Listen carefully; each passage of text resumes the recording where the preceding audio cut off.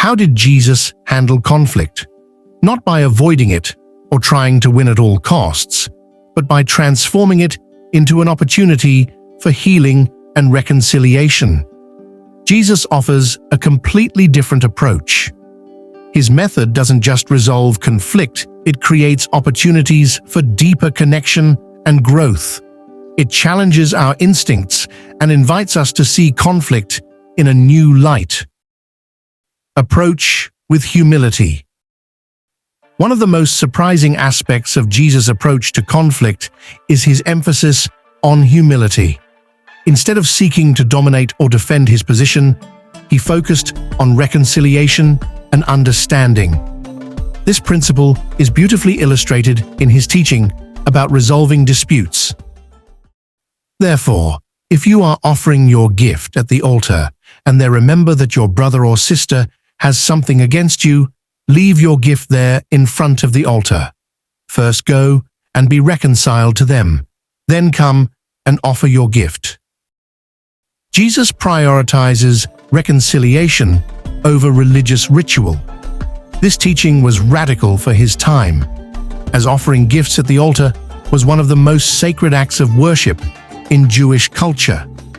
Yet Jesus teaches that repairing a broken relationship takes precedence even over worship.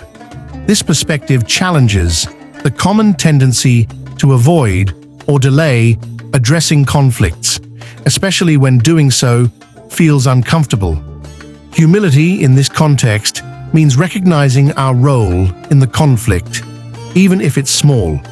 It requires letting go of pride and being willing to approach the other person with a sincere desire to make things right. It's not about assigning blame, but about seeking peace. Jesus modeled this humility throughout his life, particularly in moments of great tension, such as when he stood silent before his accusers or knelt to wash the feet of his disciples. Practically, this principle can transform how we handle disputes. For example, imagine a conflict with a family member over a misunderstanding. Instead of waiting for them to apologize, humility calls us to take the first step, acknowledging our part and expressing a desire to resolve the issue. This might involve initiating a conversation, writing a letter, or simply saying, "I value our relationship and want to make things right." The act of leaving the gift at the altar represents a deeper truth. Relationships matter to God. He values unity among his people, and humility is the key to achieving it. This mindset fosters trust, respect, and reconciliation, paving the way for healing and growth. By prioritizing humility, we reflect Jesus' character and invite his presence into the process. In every conflict, humility opens the door to solutions that go beyond the surface, creating a path toward true peace. It's not about who is right, it's about restoring what was broken. Speak the truth in love. Jesus' method for handling conflict wasn't about avoiding hard conversations. Instead, he modeled and taught the importance of addressing issues directly, but always with love and compassion. This balance between honesty and kindness is evident in his instructions for resolving disputes. If your brother or sister sins, go and point out their fault, just between the two of you. If they listen to you, you have won them over. This teaching emphasizes the value of private, respectful communication. Instead of escalating a conflict or involving others unnecessarily, Jesus encourages us to address the issue one-on-one, with the goal of reconciliation rather than condemnation.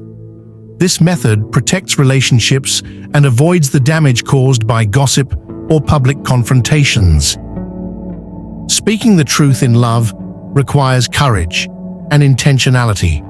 It's not about sugarcoating the problem or avoiding accountability, but about expressing honesty in a way that builds up rather than tears down. Love transforms truth from a weapon into a tool for healing and growth. Without love, Truth can feel harsh and accusatory.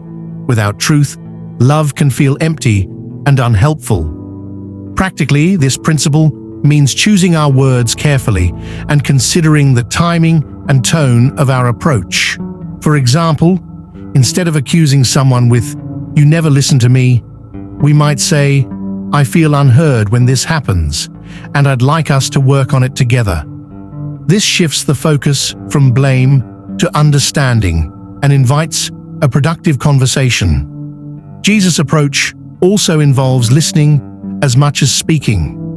Effective conflict resolution requires us to understand the other person's perspective, even if we don't agree with it.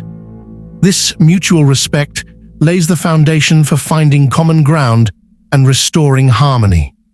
A productive conversation isn't just about saying the right things, about creating a safe space where both sides can share openly. A real-life example of this principle might involve addressing a workplace misunderstanding. Imagine a colleague who consistently interrupts during meetings. Instead of venting frustrations to others, applying Jesus' teaching would mean speaking to them privately and respectfully, explaining how their actions affect the team. This approach not only resolves the issue, but also preserves the relationship. Truth and love must work together. Without truth, conflicts remain unresolved or buried, leading to resentment. Without love, honesty can become harsh and damaging. By combining the two, we reflect Jesus' example and create opportunities for genuine healing and growth. When we speak the truth in love, we demonstrate both courage and compassion, transforming conflict into an opportunity for deeper connection and understanding. This approach is not just effective, it's life-changing. Forgive without limits. One of the most radical aspects of Jesus' approach to conflict is his teaching on forgiveness. Forgiveness is not just a way to resolve disputes, it's a way to free ourselves from the cycle of anger and bitterness that conflict can create. Jesus challenges us to forgive in a way that defies human logic and expectations. Then Peter came to Jesus and asked, "Lord, how many times shall I forgive my brother or sister who sins against me? Up to 7 times?" Jesus answered, "I tell you, not 7 times, but 77 times. By saying 77 times, Jesus wasn't setting a literal limit. He was illustrating that forgiveness should be boundless. This teaching flips human instincts upside down. In a culture where an eye for an eye was often the standard, Jesus calls us to a higher path. Grace. Forgiveness, however, doesn't mean ignoring or excusing harmful behavior. Instead, it's a choice to release resentment and surrender justice to God. This act of letting go doesn't negate the need for accountability, but it prevents bitterness from taking root in our hearts. Forgiveness is as much for our benefit as it is for the other person. It's a pathway to healing and peace. Consider a real-life example. A friend betrays your trust. The initial reaction might be anger or the desire to distance yourself permanently.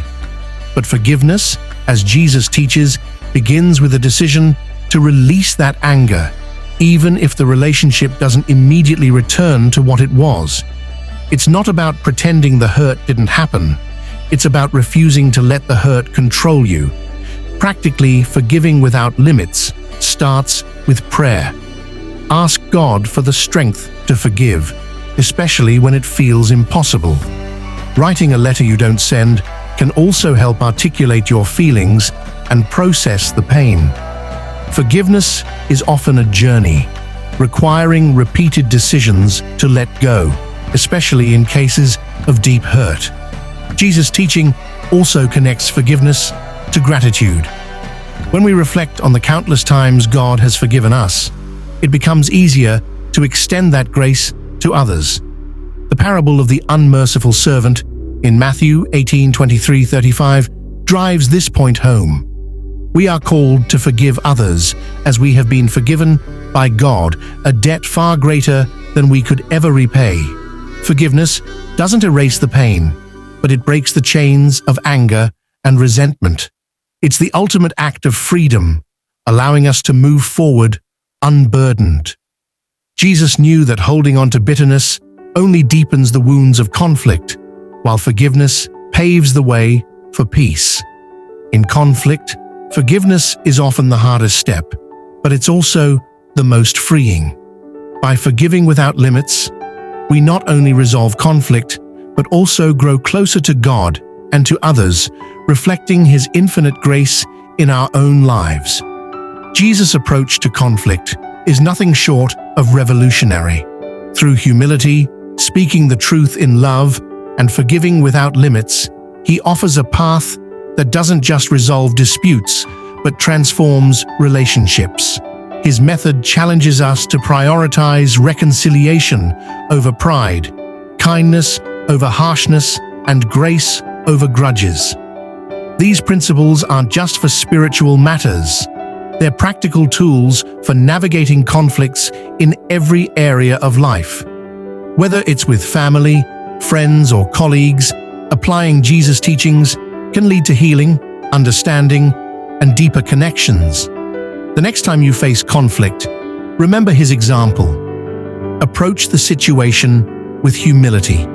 Be honest, but loving in your words, and extend forgiveness freely.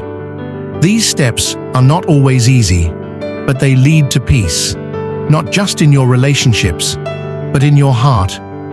We'll continue exploring timeless lessons from the Bible, uncovering truths that inspire us to live with faith, purpose, and connection. Thank you for joining us on this journey.